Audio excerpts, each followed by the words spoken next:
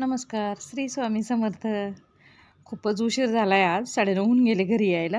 Actually कामावरून लवकर सुटलीच होती, पण तुम्हाला म्हटलं ना आपण दुसरं काम चालू करतोय, त्याच्यामुळे वेळ झाला खरं तर घरी यायला. कारण आम्ही कात्रजला गेलो होतो मी दादा त्या कामासंदर्भात.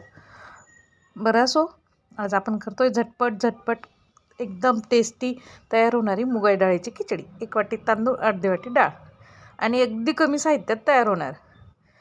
काय, कुकर तापायला ठेवलं, तेल टाकलं, जिरं, मोहरी, लसूण आणि हिरवी मिरची.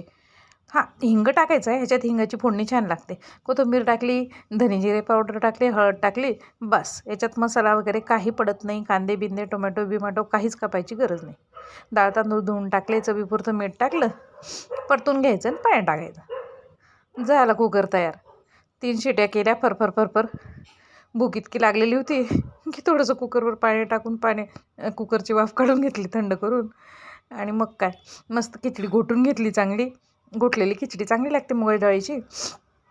कांदा, लोणचं, आधीचा खुडा होता सकाळचा, तो खुडा म्हणजे ठेचा, आणि मस्त गरमागरम तूप. या मग जेवायला. भन्नाट